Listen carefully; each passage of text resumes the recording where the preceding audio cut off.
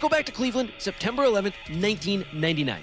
Home of terrible quarterbacks, awesome pierogies, and a 9-member band all wearing masks playing a show in a place they shouldn't have been. Because before Slipknot ruled the world, they got ambushed in enemy territory.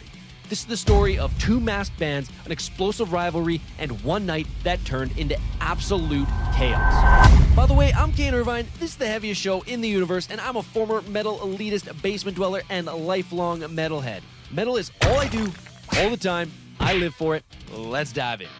Two metal bands, both from the 90s, both with creepy masks and jumpsuits, both playing nu metal.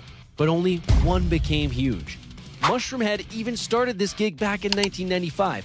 That's a full 4 years before Slipknot's self-titled debut dropped and shook the world. This sets the stage for what would be one of metal's classic rivalries.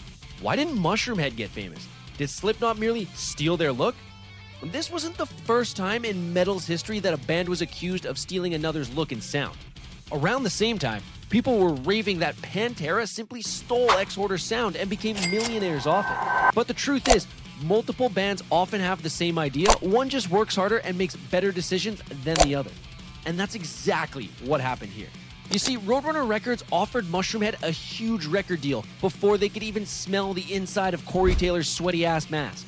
Quote, Roadrunner had a guy shopping us. At the time, we were making more at local shows than they were offering, and they wanted all of our merch. The money just didn't make any sense, says former Mushroomhead vocalist Jeffrey Hattricks. In other words, Mushroomhead didn't want to take a deal that would cramp their style. Roadrunner might ask them to change their sound, and they thought their bank account would be better off doing local shows. That sounds a little short-sighted to me. Because Roadrunner ended up getting Slipknot massive slots in Ozfest, big budgets to amp up recordings, and widespread critical acclaim. Mushroomhead stayed underground. Mushroomhead may have invented the recipe, but Slipknot opened the successful franchise. Naturally, the Mushroomhead faithful in Cleveland, their hometown, that had followed Mushroomhead from the beginning cried foul. They didn't mince their words. They straight up claimed Slipknot had copied them. Quote, their Roadrunner invented clones of us, and everybody knows it. They traded a platinum record for dignity, honor, and respect, says Jeffrey Hattricks. Mushroomhead drummer Steve Felton was even more blunt. Quote, Corey Taylor says, you cannot kill what you did not create. Maybe so, but I guess you sure as fuck can sell what you stole. They thought that Slipknot merely swooped in and took their record deal as a copycat knockoff. From Mushroomhead's perspective, they took the money and ran with their idea. But what did Slipknot have to say about all this? For the most part, they just rolled their eyes. It's like my hockey coach used to tell us when we were up in games. Quote, don't fall for their antics. When they try to bring you into the muck and take a stupid penalty, just point at the scoreboard.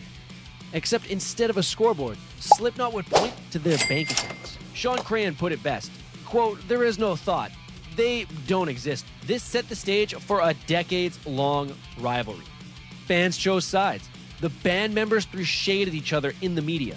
And the media amplified the ever-loving shit out of it in the tabloids. And things would eventually come to a head at a Slipknot show in Mushroomhead's hometown of Cleveland in September 1999. As part of a tour with Coal Chamber and Machine Head, Slipknot walked on stage expecting a smooth ride and another banger show. But what came next changed the landscape of this rivalry forever. As soon as Slipknot took the stage, Mushroomhead's hometown faithful came out in droves. They chanted, Mushroomhead, Mushroomhead, Mushroomhead, and threw anything and everything on stage. As Corey Taylor recalls, people came down and threw everything but rocks at us. They hit Paul Gray in the face with a fucking padlock the size of my fist while we were on stage. Yeah, someone literally fastballed a padlock at someone's head. Cleveland was not messing around. But there was no way Slipknot was about to back down. In fact, they did something so wild it's still talked about in metal circles to this day. They actually jumped into the fray themselves to square up with the Mushroomhead faithful. Quote, when we got done playing, we took off all our shit and went into the audience. There were a lot of them, but there were all 9 of us. And there was Machine Head and all our friends in the opening act, amen. Let's just say we fucking handled it right there, says Corey Taylor. Paul Gray added, me and Jim Root jumped off stage and took our masks off and started swinging at people at the end of one song. When we were done with that set, everything came off. One of the guys in our crew got maced by the cops and arrested. This is basically unheard of in metal's history. Sure, back in the 80s, hardcore punks and thrashers used to go at it in split shows, but the bands never got involved, especially not huge bands like Slipknot. All of this over a mask versus mask debate. What caused all this? It was more than just a padlock to the face. In fact, it was a right scandal that set things in motion. In the eyes of those Cleveland fans, Slipknot was just a ripoff. They held up signs in the crowd that read, "Slipknot go home," and "Cleveland supports Mushroomhead." And as it turns out, Mushroomhead were the catalyst behind all of those signs. Vocalist Jeff Hattricks admitted as much. Quote, "I know all the people who did it, and I personally painted their "Cleveland supports Mushroomhead" and "Slipknot go home" signs. Welcome to Cleveland, bitches. In the aftermath of the brawl, you'd think both camps would de-escalate and learn from the event. But Slipknot decided to bite, and in 2002, Corey Taylor issued a threat to their competitor. "I'll fucking go to Cleveland and grab every one of them by their stupid masks, and I will put a knee to their faces until they pass out from loss of blood." I am the one who knocks. Step up, pussy! Step up, pussy! Step up, bitch!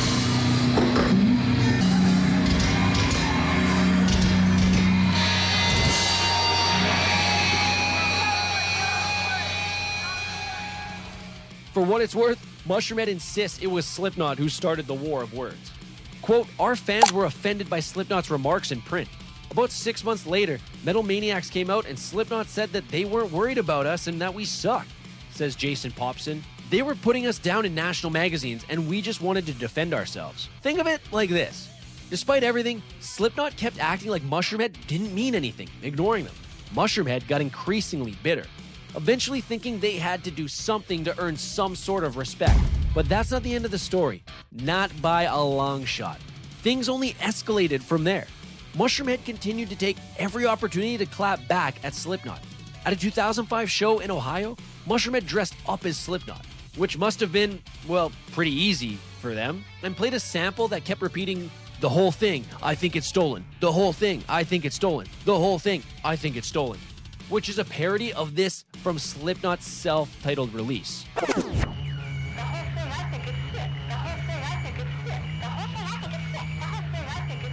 All of this while also encouraging the crowd to chant "fuck Slipknot." But clearly Slipknot was in Mushroomhead's kitchen, slamming doors and leaving all the drawers open. As Sean Crahan bluntly put it, "We got nothing to prove.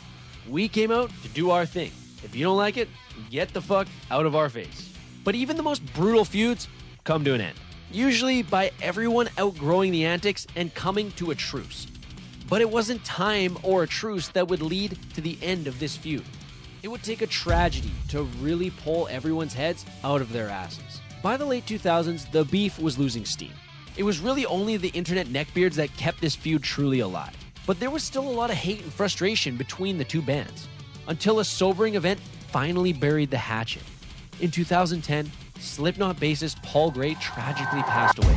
And in the wake of it all, Mushroomhead extended an olive branch, posting on their website saying, "RIP Paul Gray, this feud needs to end. Much love and respect to the guys in Slipknot." After years of trading shots in the media and uppercuts to their fans, they publicly offered condolences and called for peace. Corey Taylor responded, quote, "My problem has never been with that band. My problem was with their fans at the time." Once all the fan-fueled drama died down, Slipknot was open to anything, even sharing the stage. Quote, "I'd love to do something like that. I think it'd be beautiful to put something like that together and just see what happens. Because if there's one thing I've learned, you don't hold on to that stupid shit. You let it go. Life's too short for grudges in metal. We've already got 90% of the world hating on us constantly. Why hate on each other? Also, that'd be a pretty sick concert." And Mushroomhead has officially come to the same conclusion. Skinny Felton has even admitted they let the rivalry take too much of their energy. Quote, "We spend a lot of time complaining about them for nothing. God bless them. They're one of the biggest bands out there." Yeah, the same guy who originally accused Slipknot of stealing their look, their sound, and their recording contract is now saying, it's all good, they're a great band. So in the end, both bands buried the hatchet, and not in each other. Both bands even have a friendly relationship with each other and have talked about doing a mega masked band tour. You know, with other bands like Mudvayne and Gwar. And that would be pretty sick. So, what started as a comically intense rivalry with band members taking padlocks to the face and fans taking on masked men in the pit in hand-to-hand combat has basically become a hilarious piece of metal folklore. But it makes for an epic story. 2 bands, 2 sets of masks, too much drama. And ultimately, a lesson that even the fiercest metal enemies can find common ground. Chaos one day, camaraderie the next. Now that's heavy. Thank you so much for watching. If you like this one, please check this full video on Slipknot's Iowa, or this on the most underrated metal guitarist of all time, Bill Steer. Either way, long live metal.